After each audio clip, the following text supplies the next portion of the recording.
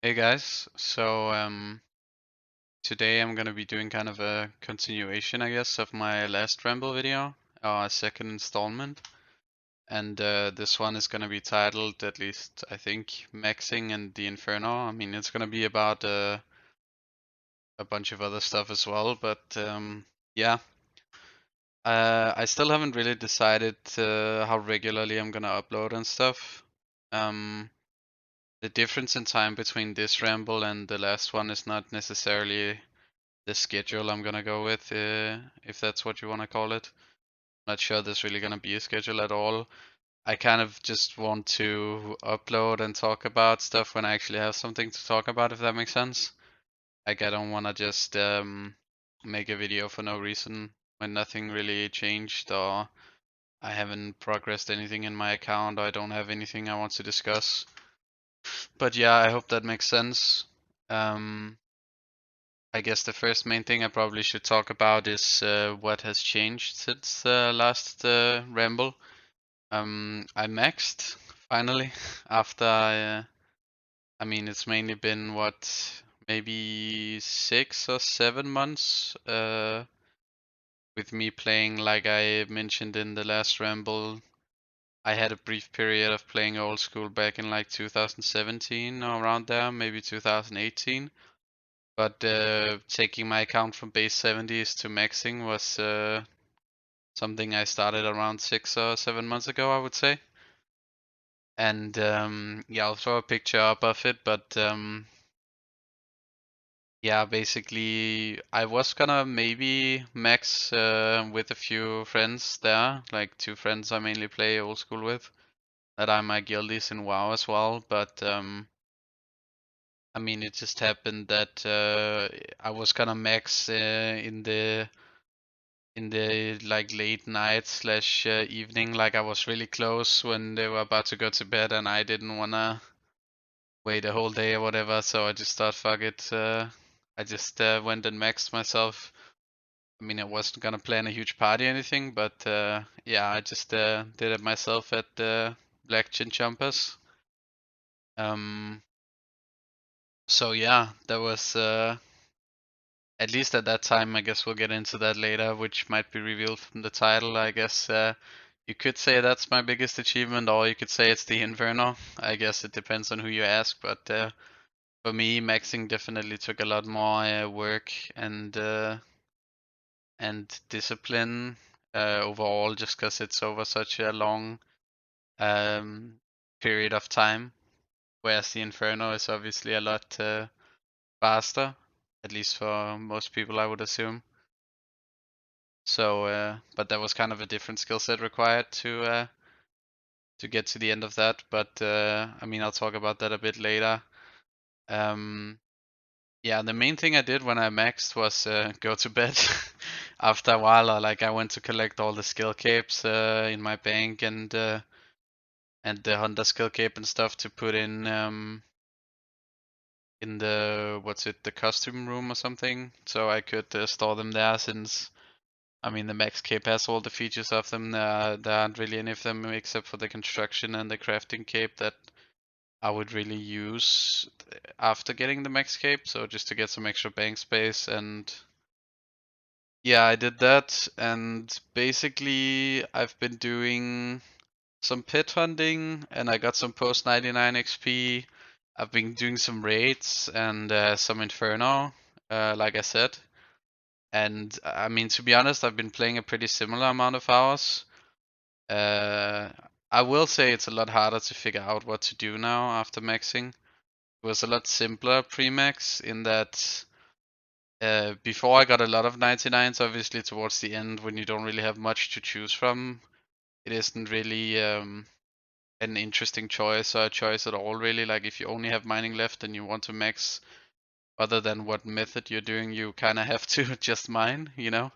You're not gonna get mining XP from doing thieving, so um, that was definitely a lot simpler. Now I kind of have to, like the goals after max, I guess, are, well, for one, the incentive to do post max XP is not great at the moment, and I guess that's just kind of a result of state of skilling, I guess you could say.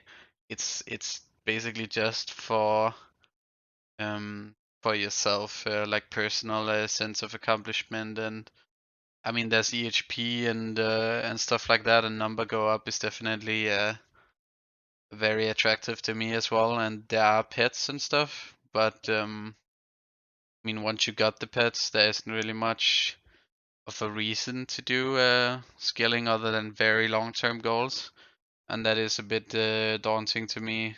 I discussed it a bit last Ramble as well, but yeah, just 200 mils.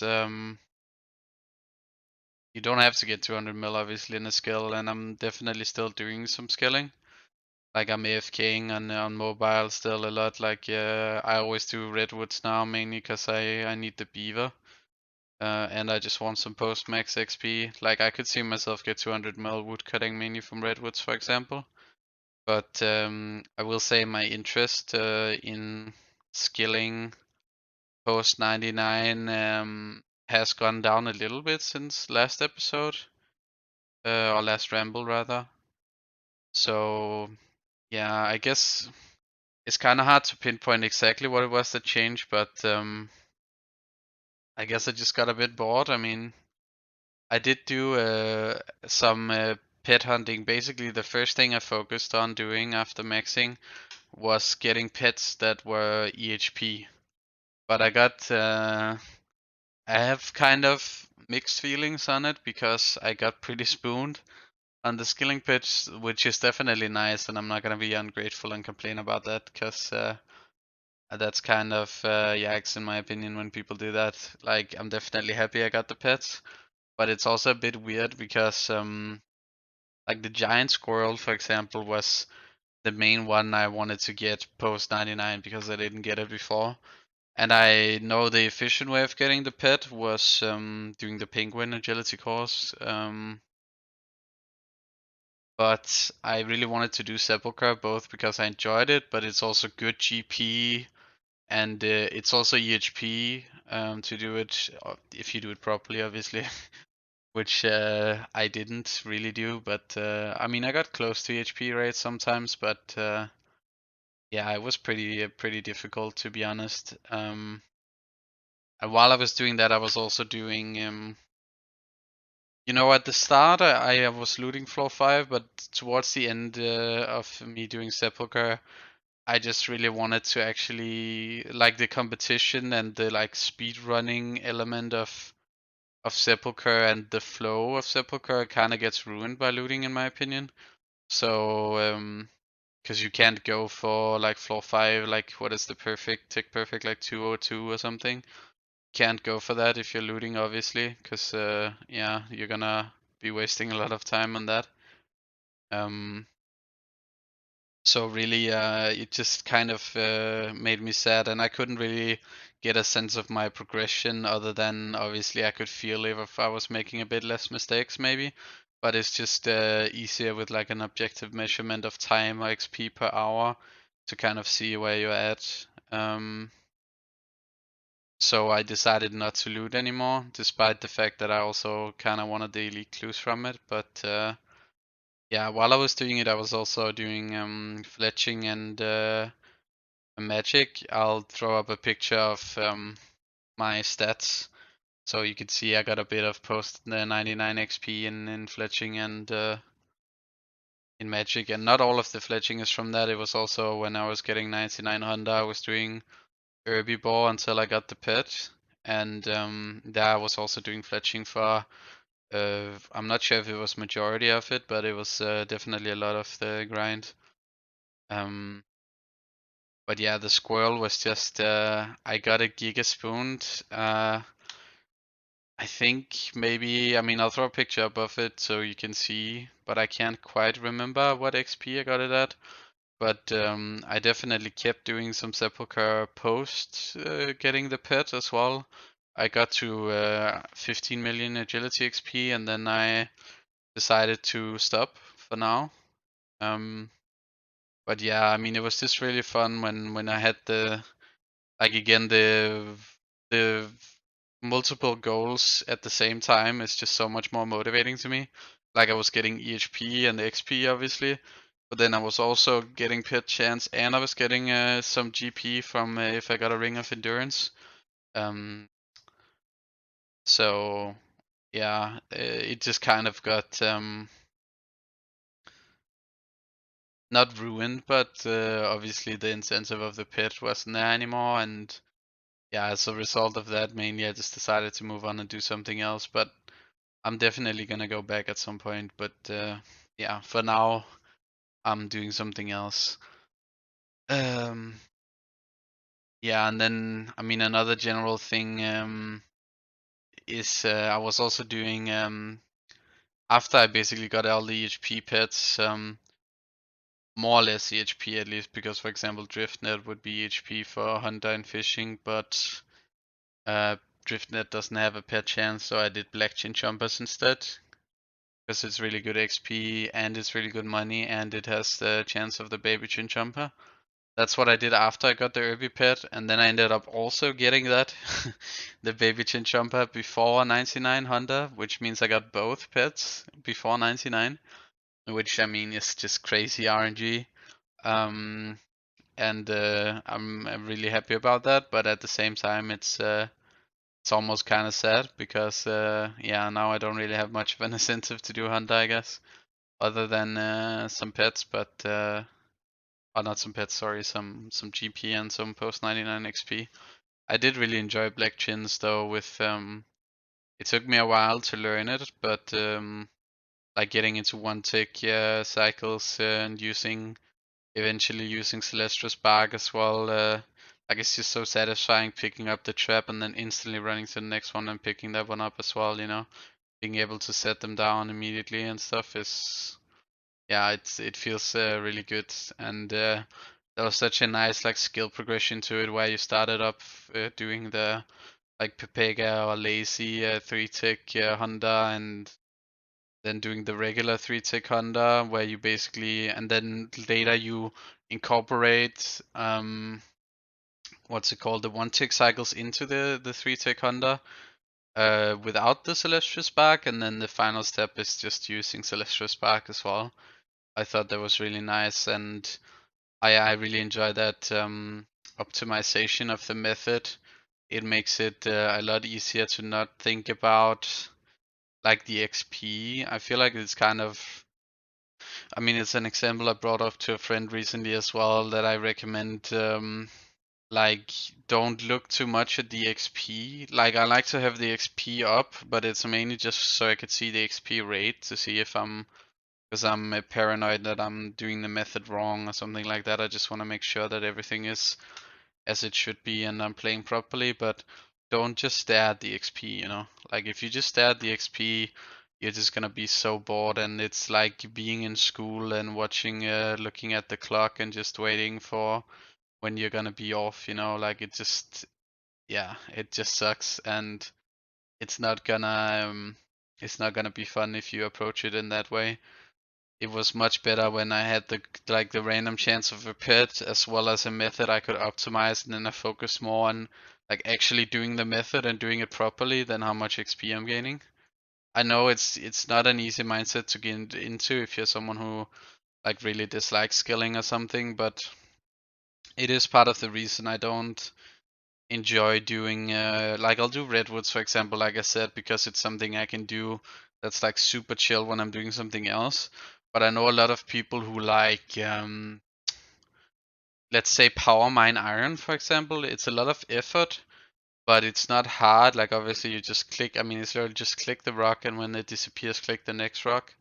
So it's high intensity, but there's also no like skill to it really, you know, whereas like 3-tick granite for example, there's it's actually a bit hard to learn how to do properly at the start, and it's also gonna take a while. At least it did for me, and I've heard it's taken a while for others as well to get like the stamina or endurance to do it for. I mean, even just 30 minutes at the start, and then a few hours, and then some people can even do it for like a whole day, for like 12, 14 hours a day.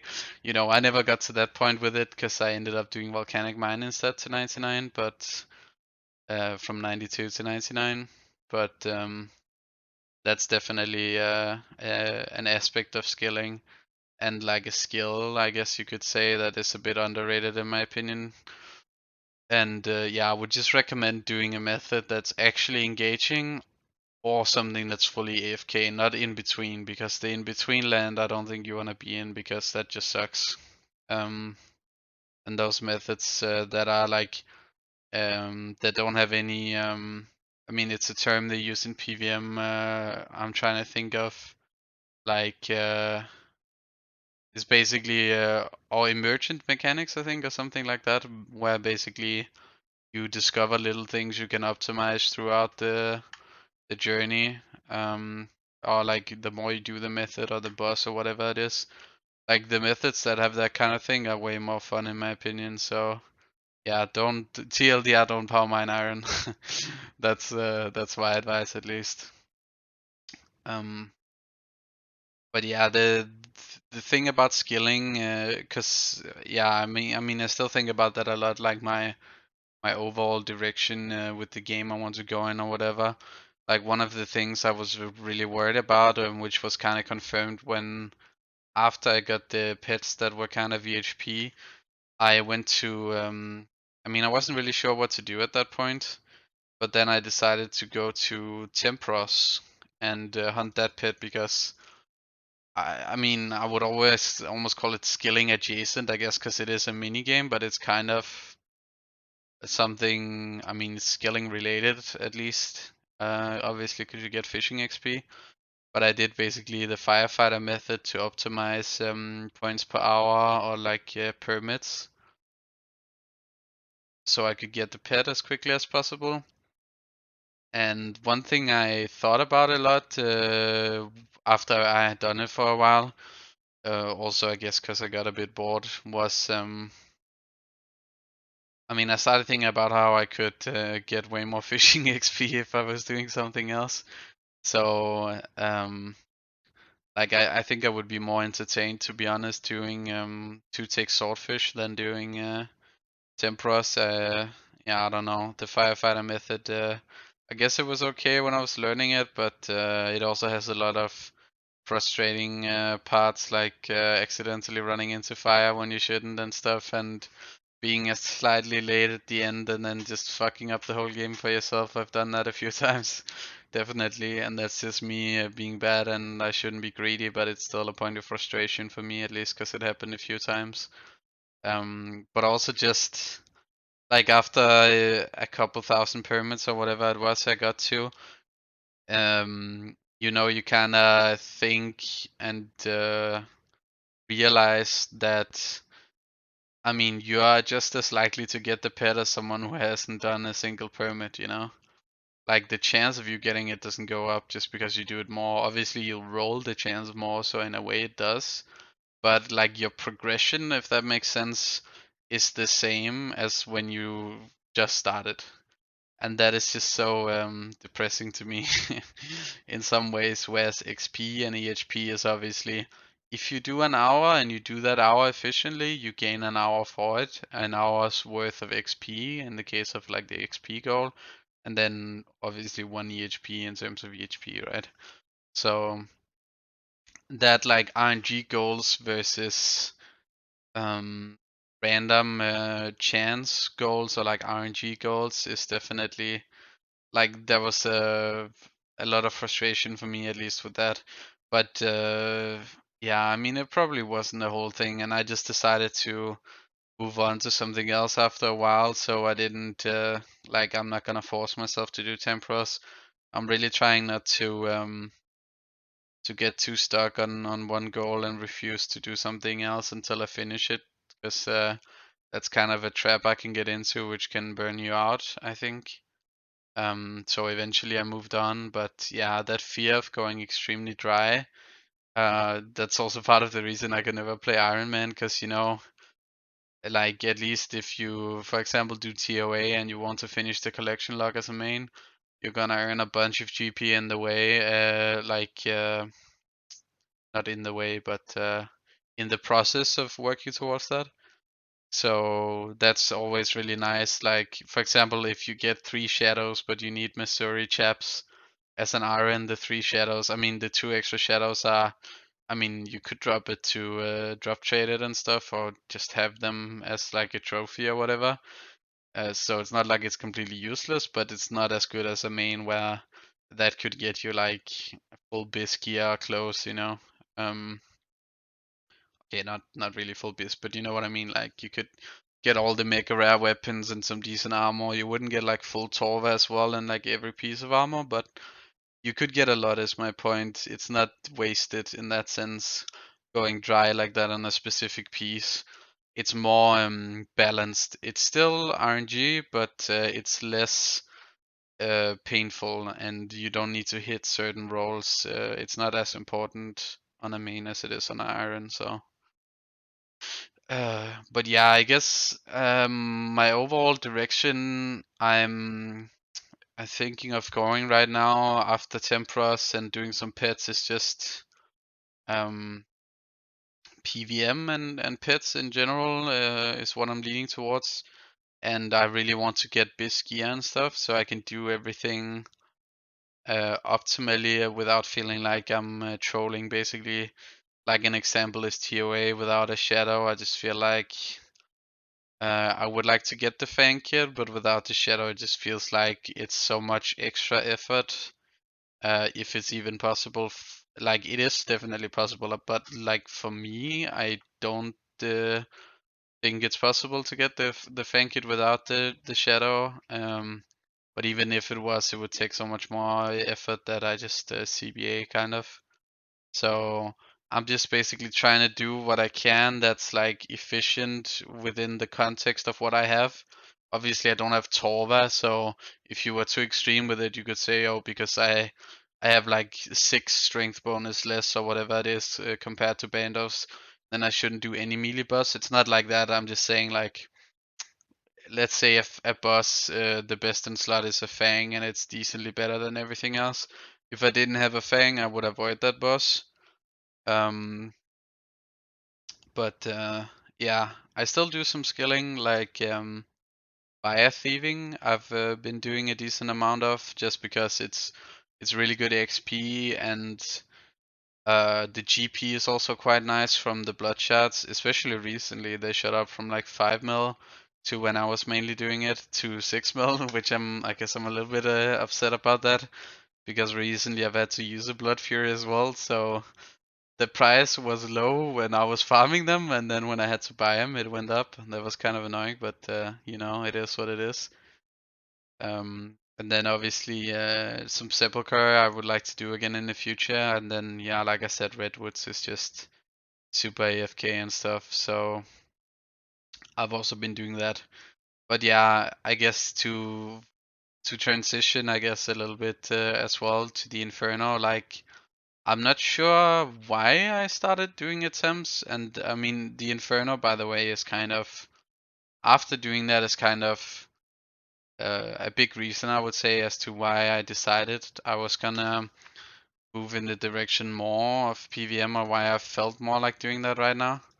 Like obviously I don't think I have to choose like a certain direction or whatever, but it's just mentally for me it makes sense to kind of plan a little bit what I'm gonna do. So the reason why I plan on doing more attempts, or not attempts, sorry, PVM in general and pet hunting is a lot because of the Inferno.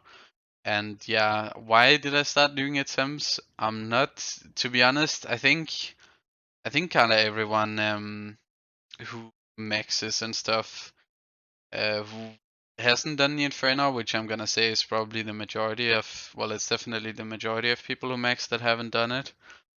But I think it's a lot of people's like long-term goal, or even if it's not a goal, like a pipe dream or something they put on their like bucket list, RuneScape bucket list, you know, something they want to do eventually. And because I am a bit efficiency minded as well, it would feel bad to do, for example, wilderness bosses without the Infernal Cape and stuff like that. And just in general buzzing. And it just another thing as well is just like it looks so much better in my opinion than the fire cave. So I always really wanted to get it. but I'm not sure what the exact like spark of motivation where that came from really. I did watch a few. Well, I didn't watch the full runs, but I did see it pop up in my recommendations and stuff of Eddie Khan doing his FCF series, like First Cape Friday, I think it stands for. Yeah, he's done 10 of in total, and he stopped doing them now, I believe, and is doing some top stuff instead.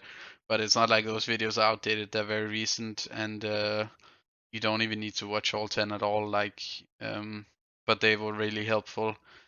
Basically, my approach to the Inferno, how to do it was.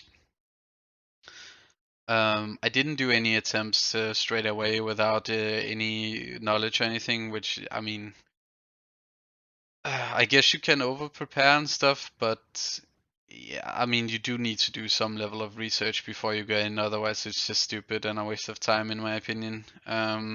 Like learning by doing to that degree is not really feasible unless you're like a PVM god or someone who really likes like solving puzzles and stuff. Like you're basically making it way harder for yourself, you know. And I'm not really interested in that sort of challenge for the sake of challenge. I would rather just try and do it fast. So what I did was basically there's a written guide on the We Do Raids Discord, which I'm sure you know a lot of you know about. Not the guide, but We Do Raids.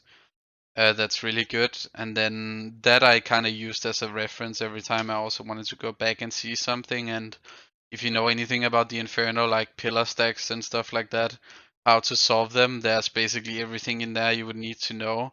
So if I ever forgot something, I was unsure about something, I could always go back there and check. But I also watched the exacts guide on the Inferno. Um, and basically what I was trying to accomplish there was like with redo rates and exact guide, I wasn't really looking for an exact setup or an exact method of doing the Inferno. I just wanted to like learn and understand the mechanics of every mob and how it worked and stuff like that. And then after watching those guides, I also watched, I think, almost a full episode of FCF, but Edicon's Inferno series. But I stopped it when he got to the Jets or like Jet because like what I was trying to learn at the time was just about the waves and how the mobs work and stuff, and especially the blobs. Like his explanation of the blobs is just so good because that was one of the main things I heard about. Like, oh, they scan and then 3 ticks in they throw their attack, and then after that on the 6 tick or whatever they scan again or whatever it is. Like it sounded really complicated, and I thought, damn, I'm never gonna get that. But the way he explained it just made so much more sense. Like it was so simple, and I mean, you can go watch any of his videos. I think in every single one he explains it, and he explains it the same way every time or close to the same way every time. But it's just so good. Like, and after doing a lot of attempts, because it did take me a while, I'll get to that as well later. But I started also just feeling the timing. So he kind of gives an explanation of. I don't want to go through all of it because I mean you can just watch his series, but basically just the timing of when you want to swap prayer and how you just feel it out a little bit, and it's not really as complicated as you think. So, I mean, just doing more attempts, I also just kind of got a feel for it. And I didn't have to worry about like trying to one tick alternate or anything on every single blob or whatever people do when it's even just alone, and having to use a metronome so I could count the exact ticks so I knew when it was gonna swap. Like you don't have to do any of that. The explanation he gives is just super intuitive, and yeah, I mean you'll see if you ever want to look into that. But then basically after watching that of him doing the waves on one of the FCFs with, I mean I chose a video of the setup I could do. I didn't have, and I mean I still don't have a T-bow and full Missouri and ancestral and Elation and all this other stuff. So I mean, I just did basically he had a both video. I mean, I think those are the majority of the videos. Like an affordable setup, basically. That's what I went with. So I watched an FCF of his that you used that setup. And then I just went into, and I don't count this as an attempt, by the way, which maybe some would, but I literally only went in to get through the early waves so I could like get to the blobs, and then I just stood with that one blob and like trapped it around the pillar, and then I just messed around with it basically, you know.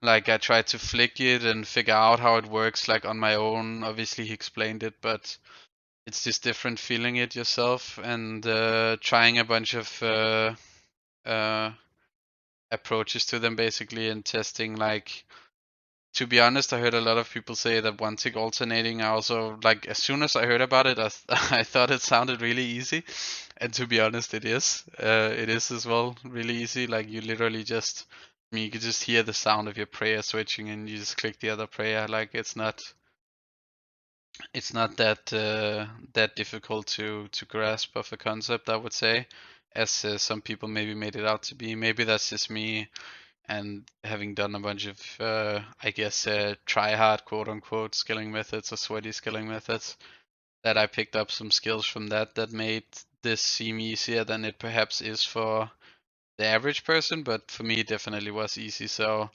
that I wasn't too worried about. And then, I mean, once I got the blobs down, my confidence really went up a lot. Then I pushed the waves a little bit onto so I could just see the melias.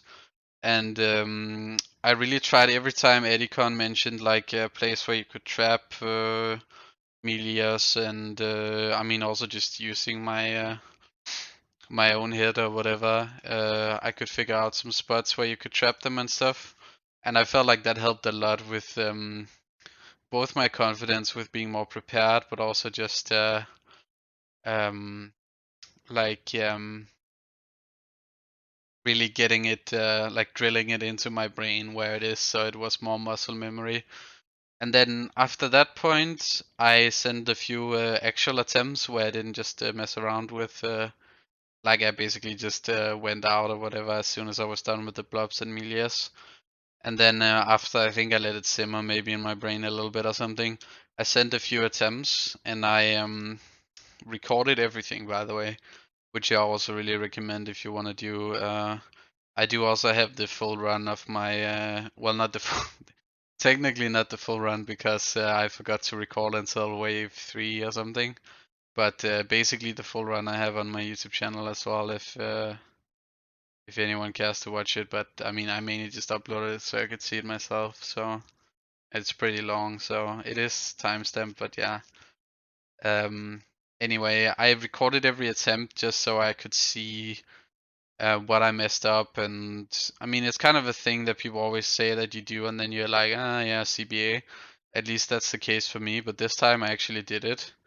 Because I knew the Inferno was gonna be really hard, and there's a lot of stuff that I noticed that I mean, I feel like in the moment usually I know what I mess up and stuff, but it was also just like seeing how I was playing from like a third person perspective was really helpful. Because sometimes maybe you feel like your clicks are really bad, but maybe they aren't that bad, or maybe they are worse than you thought they were. And for me, it was like my zoom level at the start of the waves and stuff was off. Like I couldn't see. I didn't think about it at the time, but I couldn't actually see where everything was. So obviously, it's hard to solve a puzzle when you don't have all the pieces, if that makes sense. So like stuff like that, mini improvements, I guess you could call it, was also helpful with watching like more general things. Was helpful with fixing for myself by watching it back. But the main thing, obviously, that everyone also always mentions, which is definitely true, is the fact that you can review your deaths and see specifically, assuming you have the correct zoom level and stuff, like how you should have played. And you could also see, like, obviously, when something is extremely hectic, like when you're just getting into the later waves, you have like a ranger major and a blob on you, and then Amelia is running towards you as well. like your brain kind of just like you can't process all that information at once in the moment. So it's just nice to have it on recording so you could see it back and see if there was anything you missed, you know? I mean, even stuff like on Suck, I saw multiple times. I was like, even on my kill, at the end of Suck, I was brewed down to 60 ranged for ages, and I didn't even notice because I was so nervous and stressed out. It took me a total of 27 attempts, by the way, with eight attempts being on Suck. I think the first time I got to Suck was my 9th or 10th attempt. So I really, yeah, I guess you could say, I mean, I choked really hard and I also just had a lot of stupid shit happen, to be honest. Like, for example, a few times I dropped 3 restores at the start and then if my world was lagging or something once, I logged out and then they disappeared. Another time I literally just didn't even notice them. And I could see on my attempt as I'm doing Suck, and I was so worried about prayer the whole run because I noticed I was kind of down bad. But I could just see me running with the shield on Suck, and there's just 3 restores laying on the ground. And it's just like, oh my god, why am I like this, you know? Just do stupid stuff. And then I also just lost all ability to play the game as soon as I got to Suck. It was just, and I mean, after dying, I guess I mean, you could see, I think the ratio of amount of Suck attempts to like general attempts is pretty insane with having 8 on Suck on 27 attempts. Like, obviously, it lived in my head rent free for a bit. So, I mean, after failing it for like the 5th or the 6th time, I just, as soon as I got there, I wasn't even focusing on the fight. I was just thinking, oh god, I'm gonna choke again, you know, I'm gonna like miss a prayer and jet or something really stupid. That only happened to me once, luckily, but that was so stupid. Like, I had so good supplies and everything.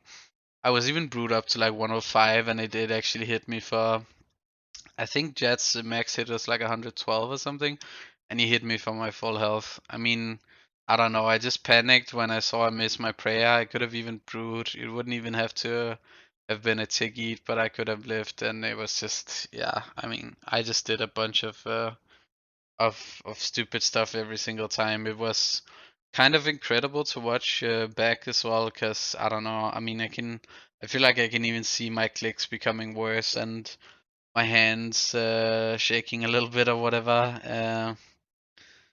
Yeah, I don't know. It was just, yeah, I just couldn't focus, I think was the main thing.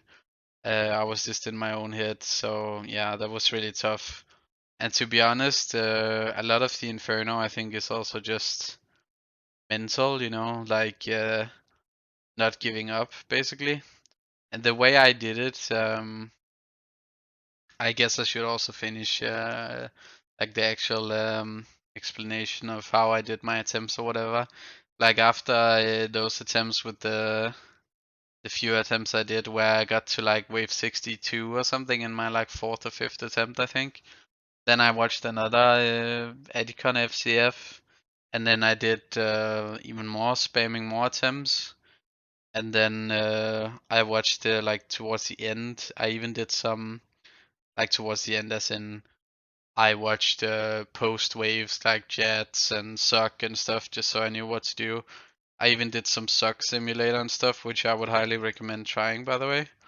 And then I also took notes of like at 600 HP is when the timer pauses, you know, for the sets, and 480 jet spawns, 240 healers, you know, that kind of stuff. And really made sure I knew what to do there, because I mean, getting all the way to the end and then not knowing what to do would be like just throwing it in the bin, basically, which, yeah, I wasn't really interested in doing, so I definitely didn't want to do that. But I mean, look at me now.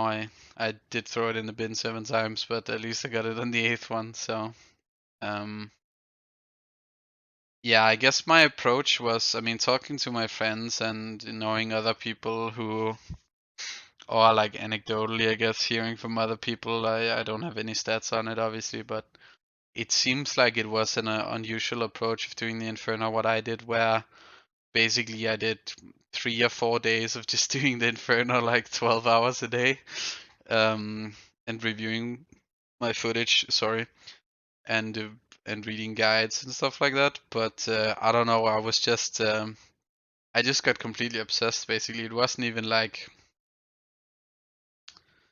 I didn't feel like I really had to force myself to it. At a certain point, I was also just a little bit like angry or frustrated that I kept fucking up on suck. But I just as soon as I got to like wave 62, I got the feeling that I could do it, you know. And then when I got to suck the first time, I was definitely at that point I was hooked. I just had to keep doing it, you know. Like I didn't want to spend another second doing PVM without the Infernal Cape, um, because I knew I could do it, right? Um, and yeah, I guess just as a general thing as well, I know it's really tempting, and a lot of people like milk not doing the Inferno in order to wait for like Tebow and stuff like that as kind of a cop out or an excuse not to do it. But I really recommend, like, you don't need a Tebow. Like, please just watch. If you are looking to do the Inferno, please watch Edicon's FCF series. Like, it is totally doable. Like, no matter what skill level you are, PVM wise. If you're the extent of your PVM knowledge is killing goblins in Lumbridge, then probably not, you know. Like, but within reason, right? If you've done a little bit like me, I just dabbled a little bit in some different stuff. Um, I think you can do it. And another piece of advice I would give, and I'm not an expert by any means, obviously, I only just got my own cape, and as you heard, it took quite a few attempts or whatever. So don't compare yourself to other people. Like I say that, and it's more of a like do as I say, not as I do, because I definitely did do that. And it was kind of in my head. There was another reason as well. Like you think, oh, I want to be the guy who got it on my 10th attempt, on my 12th attempt. Like I don't want to be like 50th or 100th attempt or whatever. But honestly, just try not to think about it. Do do do it at your own pace. You know, like whatever you end up getting as your amount of attempts before you succeed is just what it is, you know. Um, and it's just different from different people, I assume, because yeah, again, it depends on like your level of competency and skill when you go in.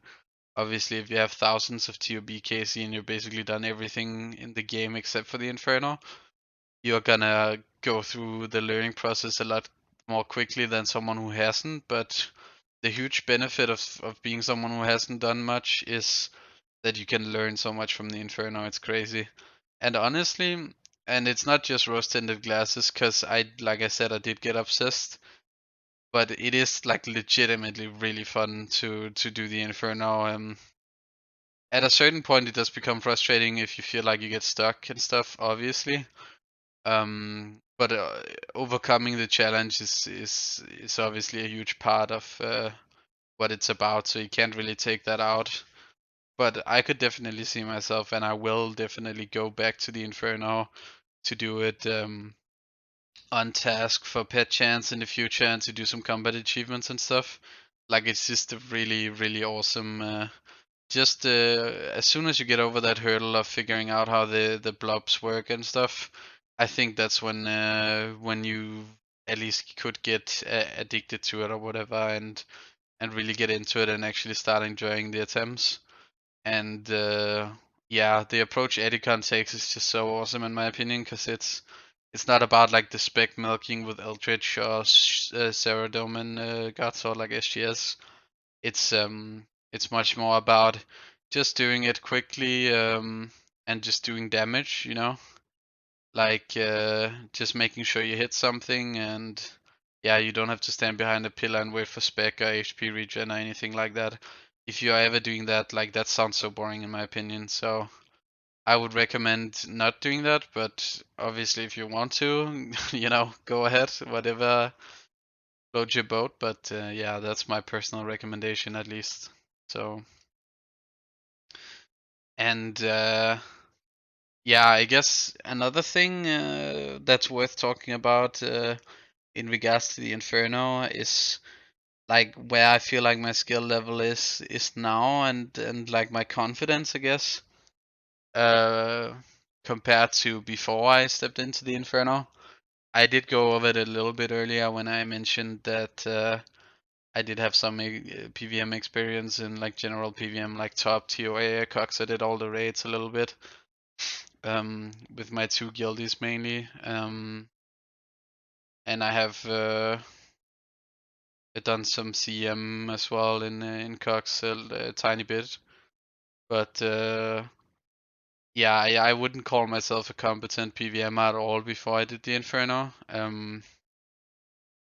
I will say, because I've played other games at a high level, or a decent level at least, that probably helps, and I'm sure there's some transferable skills, especially from WoW, with the approach to learning a piece of content like that is kind of the same as learning bosses in WoW, I would say, with like memorization and visualization and stuff like that, and just in general like mechanical ability of like WoW I would say is probably the least mechanical game I've ever played, really, uh, to any sort of like competitive level or whatever. So maybe not much transferable there from RuneScape, but just in general, being comfortable with the mouse and a keyboard, that kind of thing does transfer a little bit. Um, but I wasn't a god, is basically what I'm trying to say. And now after the Inferno, I feel I'm definitely still nervous about a lot of content before I do it, and I still do sometimes perhaps maybe too much research before I go into it, and I just refuse to do stuff um if sometimes maybe when I shouldn't, just because I'm afraid of failing. But overall, I've definitely felt an increase in confidence, and it's also just nice of not having that thing hanging over your head where, I mean, I saw someone on Reddit mention it, which is kind of a funny example in my opinion. Is it's kind of like your parents asking you when they get grandkids or whatever with like the infernal cape, like when are you getting it? People asking that kind of thing. In my circle of friends, that's not really a thing, but it's definitely something I've heard. But yeah, if that's something you're worried about, that's also another great benefit of it, that I've just been able to fully enjoy, and just I just feel and not just from the skill I feel like I have now, where I understand ticks much better in general, and like attack cycles of monsters and stuff.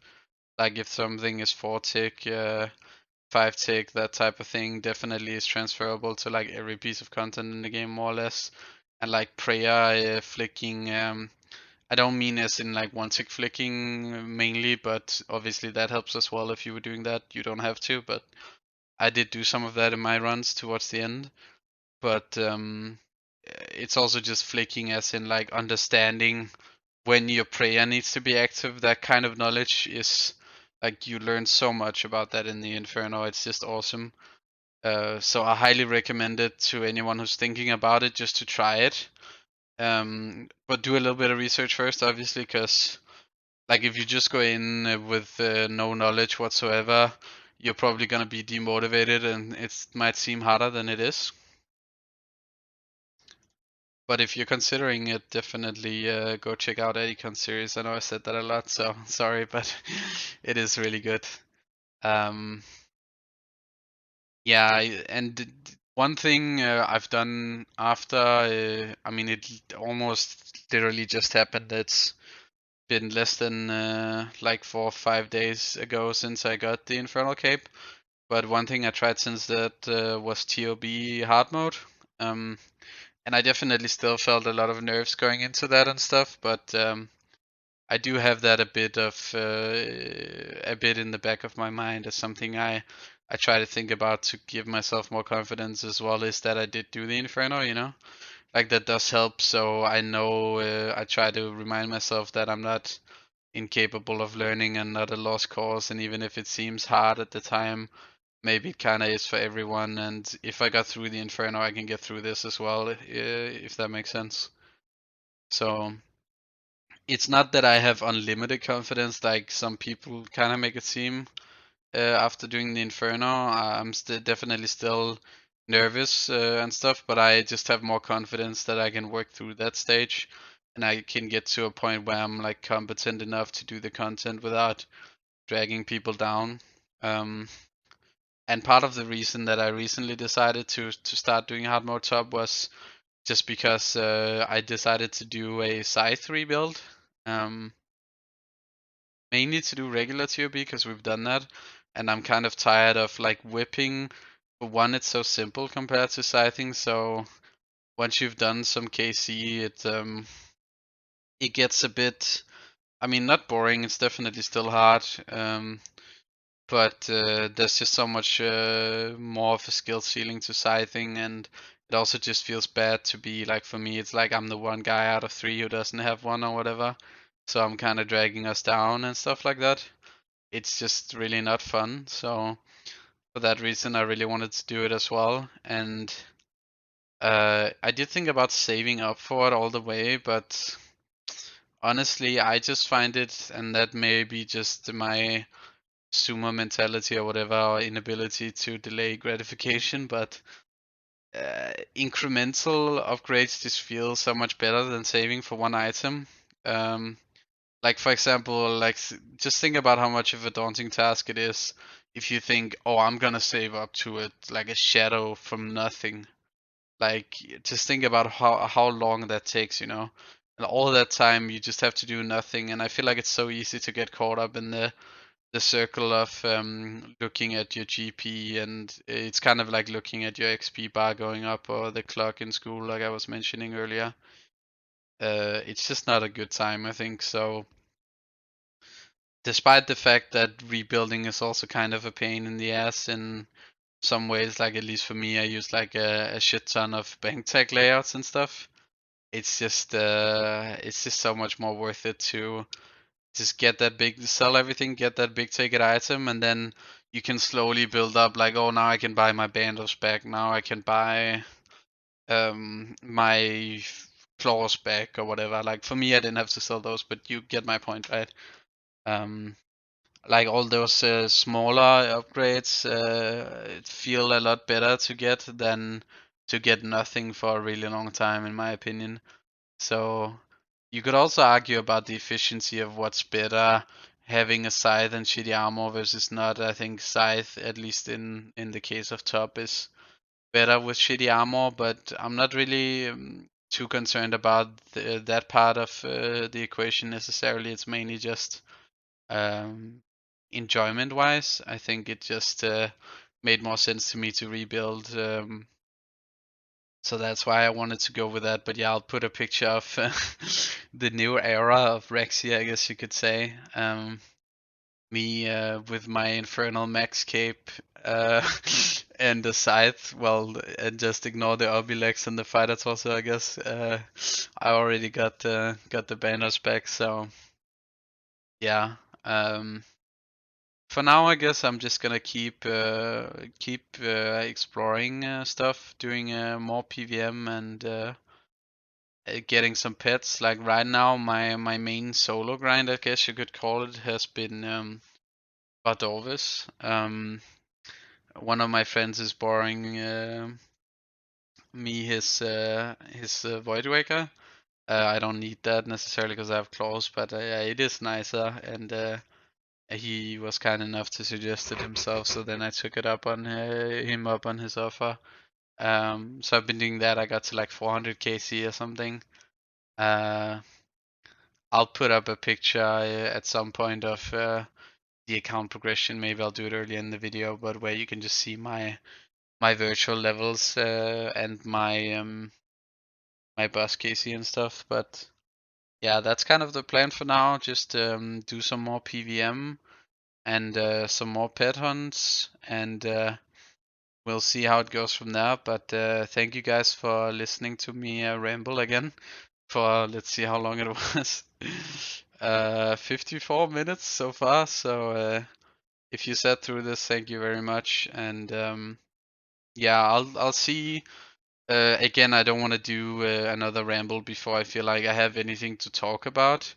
I just kind of write down subjects I feel like could be fun to talk about or interesting, and then when I have some progress, I'll make another ramble. And yeah, that's basically it. Thank you for watching again, and see ya. Peace.